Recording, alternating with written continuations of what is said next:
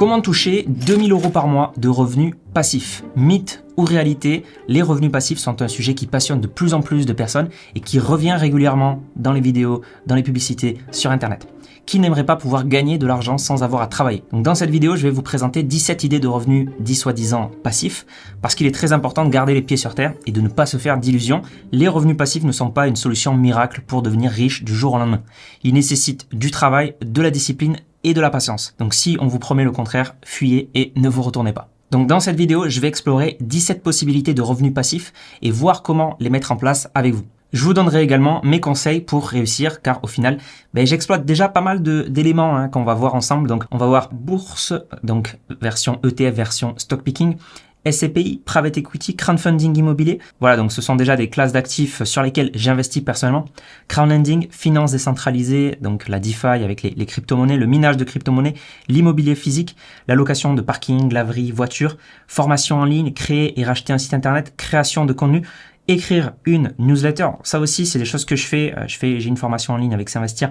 J'ai un site internet, donc s'investir.fr. Je crée du contenu sur YouTube, sur Instagram, etc. J'ai aussi une newsletter. On verra aussi créer une application, écrire un livre et racheter une entreprise. Donc je vous livrerai mon retour d'expérience sur ces sujets et je vous expliquerai comment j'ai réussi moi personnellement à créer certains revenus passifs, qu'est-ce que j'utilise, qu'est-ce que je trouve beaucoup moins passif que d'autres. Mais déjà, je pense que il faut, et c'est très important, qu'on définisse ensemble et qu'on réponde à cette question, qu'est-ce qu'un revenu passif? Donc contrairement à un salaire classique, les revenus passifs ne dépendent pas directement du temps passé à travailler. Vous échangez pas du temps pour du travail, mais plutôt ça va dépendre d'investissements que vous ferez initialement, donc qu'ils soient en temps, en argent ou en énergie. Donc une activité salariée, gérer une entreprise ou encore faire de l'achat-revente en immobilier, ça peut pas être considéré comme des revenus passifs. Par contre, investir de l'argent initialement et puis ensuite en récolter les fruits au bout de plusieurs années de manière passive, ça, ce sont des revenus passifs. Et cette notion de revenu passif, c'est plus important que ce qu'on croit. Un revenu passif, ça permet vraiment de financer votre temps à ne pas travailler. Donc ça augmente votre temps libre, votre sérénité d'esprit et c'est la finalité de la plupart des gens qui investissent en bourse finalement. Je le vois, c'est vraiment ça, c'est pas le but, c'est pas d'être millionnaire, mais c'est plutôt se dégager du temps et pouvoir avoir plus de liberté, pouvoir changer de travail, passer à mi-temps, etc. Warren Buffett a d'ailleurs une citation très violente sur les revenus passifs. Si vous ne trouvez pas un moyen de gagner de l'argent en dormant, vous travaillerez jusqu'à votre mort. Du coup, le premier revenu passif dont je voulais parler, c'est la bourse. La bourse, on le sait, ça a été un des investissements les plus performants des dernières décennies, même des derniers siècles, tout en étant sûrement le plus passif, en tout cas sur la version ETF long terme. La bourse vous donne la possibilité d'investir dans l'économie réelle, en acquérant des actions, en devenant copropriétaire d'entreprises, comme Tesla, Google, Airbus ou toute autre entreprise cotée en bourse. Alors auparavant, la bourse était quand même très inaccessible au commun des mortels. Aujourd'hui, avec des produits comme les ETF, Exchange Traded Fund, vous pouvez investir très facilement à faible coût et de manière optimisée et diversifiée. Les ETF sont des paniers d'actions diversifiés que vous allez pouvoir acheter en un seul clic sur les marchés financiers. Donc par exemple, un ETF MSCI World, ça va vous permettre d'investir dans 1600 des plus grosses entreprises de 23 pays développés. Donc avec cet ETF, ça vous permet d'investir sur plusieurs zones géographiques, de répartir votre argent sur 1600 entreprises et de faire ça en quelques secondes sur votre compte d'investissement. Au passage, depuis sa création, le MSCI World affiche une performance de 10,84% par an depuis 1978. 10 000 € investis à ce moment-là seraient devenus un peu plus de 993 000 € aujourd'hui. L'approche stock picking, c'est sélectionner des actions à mettre dans son portefeuille et constituer comme ça son portefeuille sans utiliser d'ETF qui va rendre la gestion 100% passive. Donc ça peut quand même être assez passif le stock picking, mais ça l'est beaucoup moins parce qu'il va falloir analyser les entreprises, il va falloir faire des arbitrages de temps à autre. Sachez en tout cas que le stock picking est plus risqué que les ETF puisque vous allez être souvent moins diversifié, vous êtes plus enclin à avoir des biais psychologiques, des biais cognitifs qui vont dégrader un petit peu vos performances et augmenter potentiellement votre prise de risque. Les ETF, ça offre quand même une approche plus diversifiée, plus optimisée, avec des nombreuses études qui démontrent que sur le long terme, la plupart des experts et la plupart des investisseurs particuliers ne surpassent pas les performances des ETF. Et quand je dis la plupart, c'est autour de 90%. Donc c'est une des méthodes d'investissement en bourse les plus efficaces, les plus passives et les plus recommandé. Alors pour générer des revenus passifs en bourse, soyons clairs. Donc premièrement, la bourse est un placement risqué, volatile et long terme dont vous ne pourrez pas tirer profit avant une dizaine d'années. Par contre, si vous voulez valoriser un capital sur la durée, préparer votre retraite ou tout autre projet long terme, eh bien la bourse peut être alors très utile et pourra vous générer des revenus passifs conséquent. Donc deuxièmement, la bourse, ça demande un horizon de temps long terme ou ça demande un capital assez conséquent à investir. En investissant par exemple, imaginons 300 € par mois à la performance historique du MSCI World sur 10 ans, eh bien on arrive à 62 000 € de capital final et en termes d'intérêt généré, on a généré 26 000 €. 36 000 € vient du simple fait de nos versements mensuels de 300 €. Donc si vous voulez générer des revenus plus conséquents grâce à la bourse, soit il va falloir ici augmenter vos versements mensuels, soit ici il va falloir augmenter la durée d'investissement. Par exemple, sur 15 ans, on arrive à 74 000 € d'intérêt, sur 20 ans, 165 000, sur 25 ans, 329 000, sur 30 ans, imaginons 616 000 € d'intérêt généré. Donc forcément, il va falloir jouer sur ces facteurs. C'est pas évident de tenir 30 ans investi en bourse. C'est pas évident d'avoir une performance de 10%. C'est pas évident de pouvoir mettre 300 € par mois, ou voire plus, 500 €, etc. Mais eh bien, si c'est bien fait, si vous êtes rigoureux, si vous avez une bonne stratégie, il y a quand même des choses qui sont très possibles en bourse et qui sont vraiment accessibles.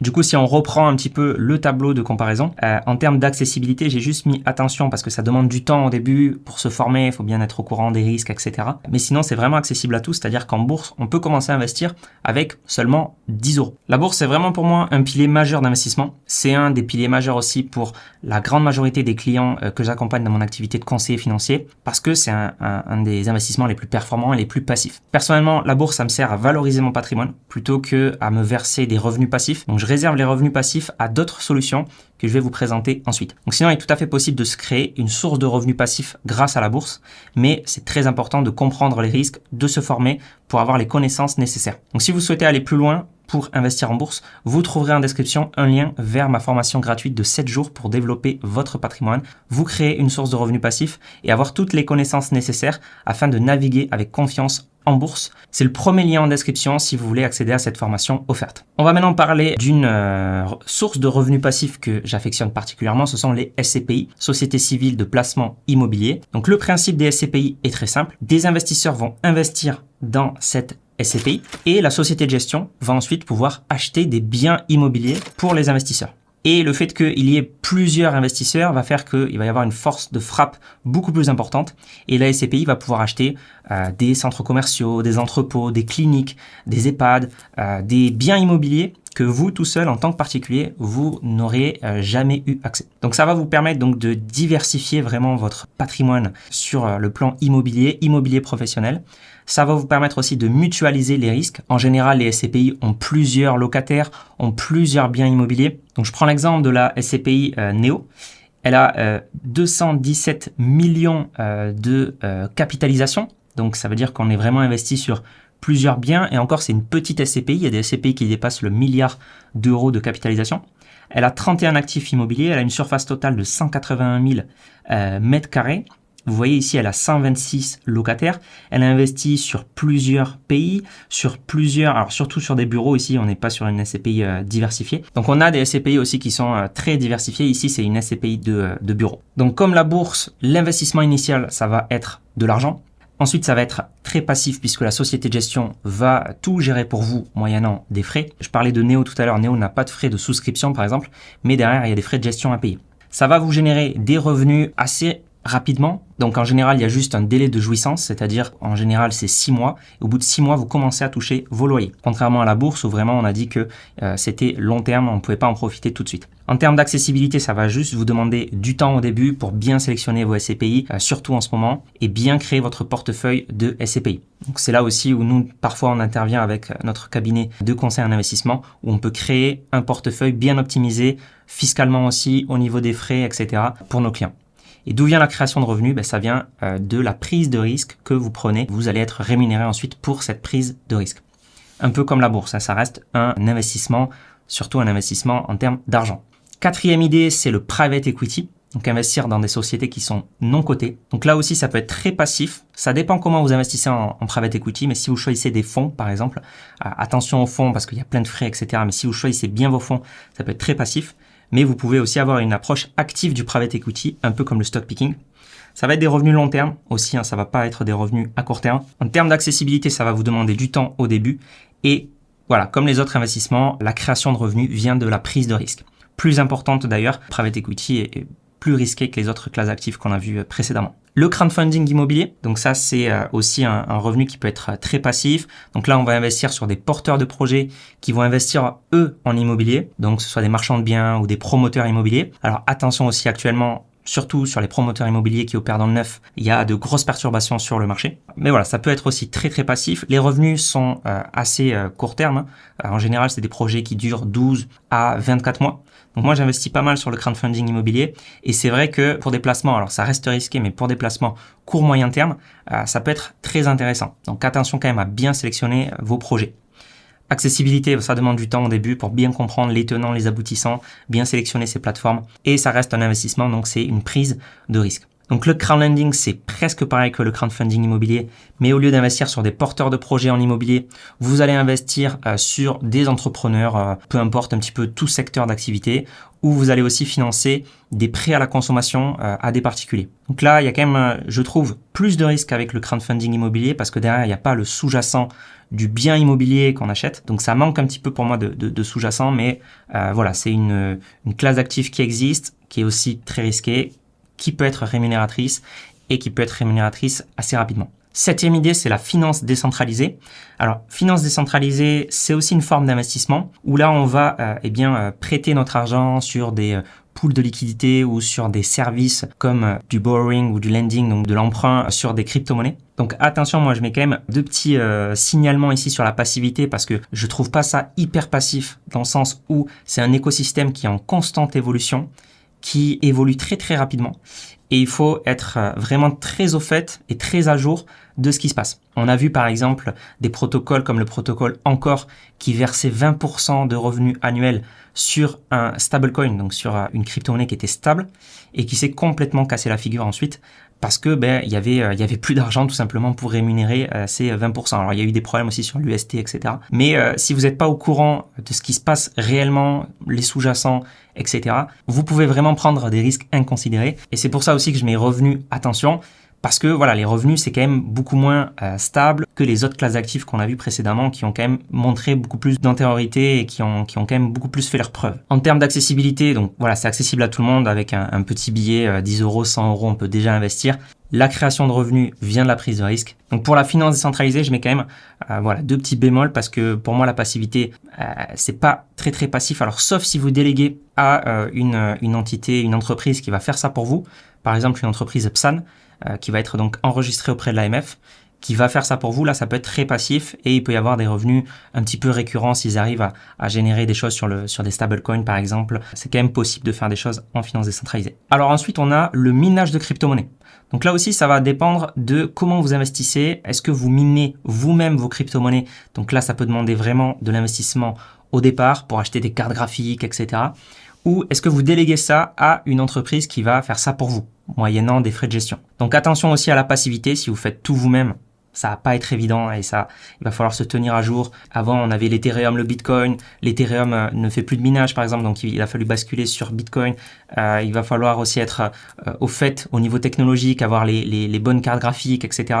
Toujours avoir une puissance de calcul intéressante, compétitive. Voilà, donc attention aussi aux revenus parce que c'est évidemment très corrélé au Bitcoin. Enfin, vous êtes rémunéré en Bitcoin, donc le revenu peut être vraiment très fluctuant et ça dépend aussi de la difficulté de minage actuelle. Et donc, en termes d'accessibilité, si vous déléguez pas, il faut investir quand même de l'argent pour acheter le matériel et ça demande aussi du temps. Si vous déléguez, alors là, ça peut être un peu plus accessible et demander beaucoup moins de temps. D'où vient la création de revenus? Encore une fois, c'est une forme d'investissement comme les 7 idées précédentes. 9e point, on va parler de l'immobilier physique. Alors, l'immobilier physique, ça demande beaucoup d'investissement initial. Pas forcément de l'apport, mais ça va demander un emprunt bancaire. Et donc, par conséquent, c'est quand même un gros engagement et c'est forcément un investissement initial qui est important. En termes de passivité, ça va vraiment dépendre du mode d'exploitation. Donc en général, si c'est votre premier investissement, ça va quand même vous demander beaucoup de temps. Il va falloir trouver le bien rentable, faire des visites, aller voir ensuite le banquier, aller voir le notaire, faire l'opération d'achat, gérer les travaux, gérer les artisans, gérer les locataires, mettre l'annonce en ligne, etc., etc.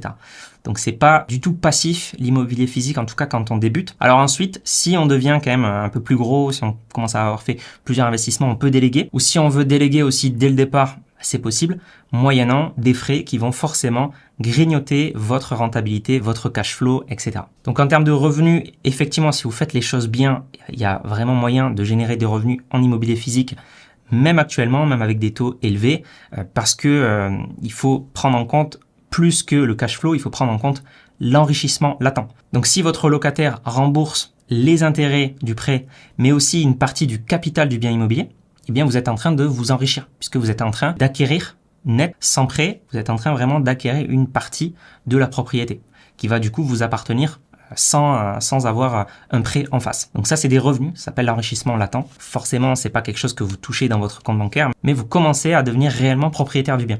Donc c'est quand même une forme d'enrichissement. En termes d'accessibilité, ça demande beaucoup de temps et par contre, beaucoup d'argent aussi. C'est pas accessible vraiment à tout le monde et je comprends certains qui ne veulent pas sacrifier leur charge mentale ou leur temps libre pour faire de l'immobilier. Parce qu'au final, d'où vient la création de revenus en immobilier? Ça vient d'une forme d'entrepreneuriat. Donc c'est vraiment du temps que vous allez passer, de l'énergie que vous allez mettre à trouver le bon bien, etc. Donc c'est vraiment une forme d'entrepreneuriat. Et ça vient aussi d'une forme de prise de risque sur le marché immobilier. Donc là, tout à l'heure, on a vu 8 idées de revenus passifs qui étaient vraiment des investissements. Et là, on va passer dans des formes de revenus passifs qui vont être un peu d'investissement peut-être, mais surtout de l'entrepreneuriat. Et toute forme d'entrepreneuriat peut être déléguée. Donc on parlait de l'immobilier physique, on peut déléguer la recherche du bien, on peut déléguer la gestion des locataires. On a aussi comme idée la location de parking, laverie, distributeur. C'est aussi une forme d'entrepreneuriat. C'est un petit peu investir dans un parking, c'est un petit peu investir dans un bien immobilier, mais le modèle réduit, vraiment, avec moins d'investissement, moins de contraintes aussi. Donc voilà, donc ça demande quand même de l'investissement initial. C'est pas forcément passif. Ça peut générer des revenus effectivement si c'est bien fait, mais c'est aussi une forme d'entrepreneuriat. On a aussi les formations en ligne. Donc formation en ligne, ça demande pas vraiment d'investissement au début. Par contre, c'est pas du tout passif. Donc j'ai du mal à le mettre dans la catégorie aussi revenu passif. Parce que la formation en ligne, en tout cas si elle est bien, ça demande beaucoup de temps, ça demande toujours des mises à jour. Personnellement, moi c'est vraiment une grosse partie de mon temps de travail qui est axée vers cette formation en ligne. Je réponds à toutes les questions toutes les semaines en vidéo aux membres. On fait des lives tous les mois avec les membres. Je fais des nouvelles leçons. Là, je suis en train de faire des leçons sur les SCPI, j'ai fait des leçons sur le changement des ETF d'Amundi. Je fais des leçons là sur le private equity aussi en ce moment. Voilà, c'est toujours des mises à jour et il y a beaucoup aussi de support client, de réponses aux questions, etc.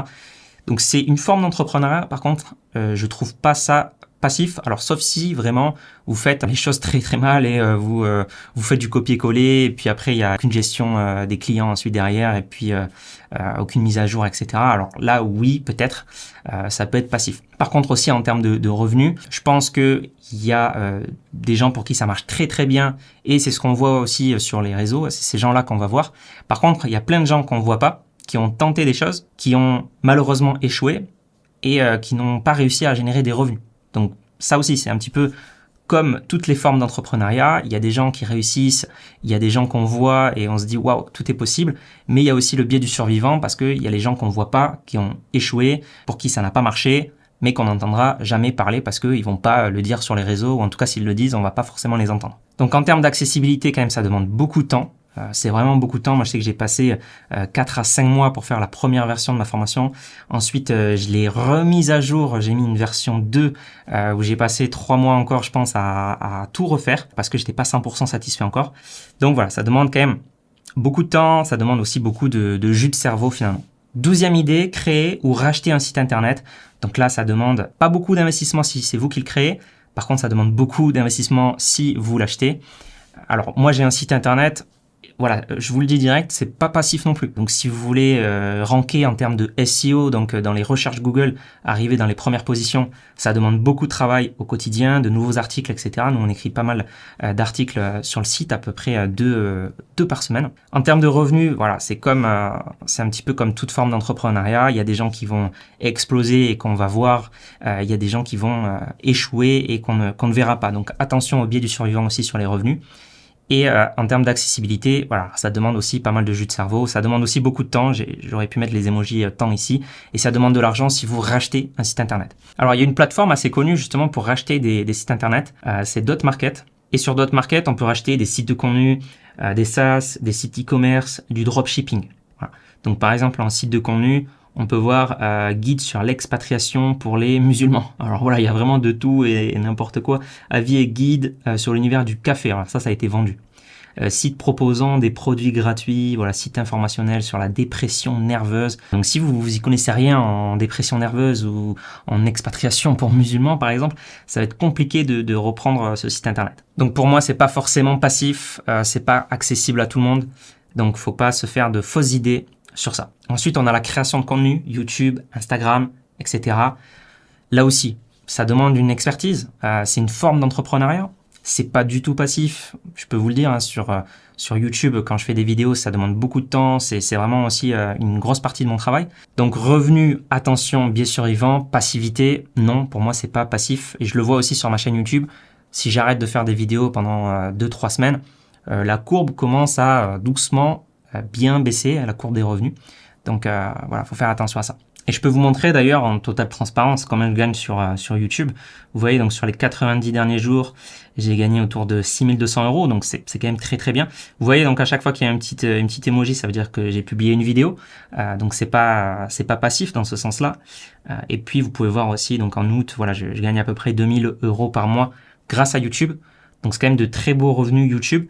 Sachez aussi que la niche financière est une niche qui est plus rémunératrice que d'autres niches. Donc c'est un petit peu une anomalie cette niche. Ici je gagne 7,67 € pour 1000 vues. En général sur YouTube, en tout cas les gens qui font plutôt du tout public, ils vont plutôt gagner 1 € pour 1000 vues. 14e idée de revenus, soi-disant passif, écrire une newsletter. Donc là aussi, moi j'écris une newsletter et c'est pas du tout évident, c'est pas du tout passif puisqu'il faut, enfin en tout cas nous on écrit une newsletter toutes les semaines. Alors ça demande pas d'investissement, c'est vraiment gratuit, par exemple Substack. Revenus, attention aussi au biais du survivant, il y a des newsletters qui vont exploser, il y en a d'autres qui vont foirer entre guillemets. C'est l'entrepreneuriat, ça demande beaucoup de temps, donc ça n'a rien de passif, sauf si un jour vous déléguez. Toute forme d'entrepreneuriat, de toute façon, à un moment ou à un autre, peut être déléguée, donc ça, c'est propre à l'entrepreneuriat.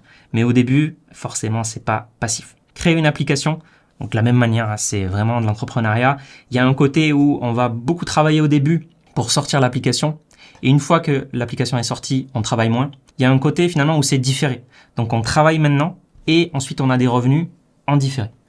Donc c'est pas passif, c'est juste qu'on travaille beaucoup avant pour gagner ensuite. Donc là aussi, hein, c'est pas forcément accessible à tout le monde. Ça demande beaucoup de jus de cerveau aussi, ça demande beaucoup de temps.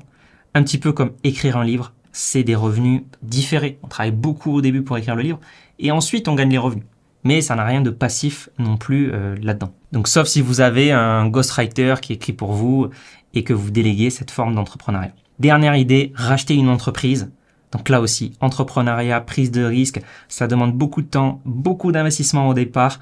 C'est pas pour tout le monde. Ça demande aussi une expertise sur l'entreprise que vous allez reprendre. Et c'est pas aussi simple que ce qu'on entend parfois sur YouTube. Parfois j'entends, c'est simple, vous rachetez une entreprise et ensuite vous mettez un expert dirigeant de l'entreprise et ça tourne pour vous. Voilà, alors c'est pas du tout évident, ne serait-ce que juste pour trouver l'expert qui va vraiment bien diriger cette boîte, c'est pas du tout évident. Et puis ça demande beaucoup d'investissement au départ, ça demande une expertise sur la thématique, mais aussi sur l'analyse de la boîte que vous allez acheter et est-ce que vraiment ça va être rentable. Donc il y a le site notamment Fusac qui permet de voir un petit peu quelques annonces d'entreprises à acheter. Donc par exemple ici on pourrait racheter un cabinet de courtier en assurance auto. Enfin, voilà, il faut vraiment s'y connaître. Donc c'est en Savoie. Alors il y a 20 000 € de fonds propres là-dedans. En termes de CA, il génère 1000 €. Donc ouais, ok, il y a aucun chiffre d'affaires. Donc tout est à refaire en fait. Donc est-ce que c'est pas quand même très risqué? Est-ce qu'il vaut mieux pas repartir de zéro? Voilà, c'est pas du tout évident. Ici on a une entreprise de services de déménagement qui fait 1,5 million de chiffre d'affaires. Voilà, on a de la trésorerie, on a un petit peu de dette, 20 000, on a 3 fois rien. Voilà, c'est une SARL, c'est en Lorraine. Voilà, c'est pas vraiment pour tout le monde. C'est pas en claquant des doigts. Donc vous avez compris que les revenus passifs, ça tombe pas du ciel non plus. Ça demande un investissement en temps, en argent, en énergie, au moins un investissement initial. Certains revenus dits passifs sont vraiment pas passif en fait, hein. C'est devenu un peu une formule un peu fourre-tout juste pour dire que ça peut générer des revenus. Donc voilà, faites un petit peu attention à ce genre de choses. D'un autre côté, revenu passif, ça existe. C'est pas non plus inatteignable. Et surtout, pour moi, la forme de revenu passif que tout le monde devrait avoir, c'est simplement en plaçant un petit peu son épargne en bourse ou dans d'autres classes d'actifs. On voit souvent des gens qui ont beaucoup d'argent, voire trop d'argent en liquidité, plus en tout cas qu'il n'en faut pour la simple épargne de précaution, et qui épargnent pour l'avenir, mais d'une mauvaise manière parce que ils vont avoir des comptes courants ou des livrets qui vont pas rapporter grand-chose face à l'inflation. Donc pour moi, la forme de revenu passif qu'un peu tout le monde devrait avoir, c'est la forme investissement, prise de risque. Autant l'entrepreneuriat, ça demande beaucoup de temps et c'est pas pour tout le monde. Je comprends très bien que certains veulent juste profiter le soir en rentrant ou le week-end et ne veulent pas se lancer dans une forme d'entrepreneuriat. Autant l'investissement, voilà, ça peut être quand même très très passif et si on commence à avoir un petit peu d'épargne, je trouve que c'est quand même passer à côté d'une belle opportunité si on ne touche pas à l'investissement. Donc si ça vous intéresse en tout cas pour apprendre à bien investir, notamment en bourse, vous avez donc la formation offerte en description. Donc c'est une formation offerte qui va vous apprendre en 2 épisodes comment bien investir en bourse, quels sont les risques, et j'ai investi aussi 1 000 € en direct avec vous sur mon écran. Donc je vous montre un peu tout ça, comment créer aussi votre stratégie d'investissement, comment bien investir, comment créer votre portefeuille. Voilà, donc c'est le premier lien en description si ça vous intéresse. En tout cas, j'espère que cette vidéo vous a plu et que voilà, on pourra en refaire d'autres comme ça. N'hésitez pas à me dire si ça vous a plu en commentaire. Abonnez-vous pour ne rien rater pour vos finances et vos investissements. C'était Mathieu de la chaîne S'Investir et on se dit à la prochaine.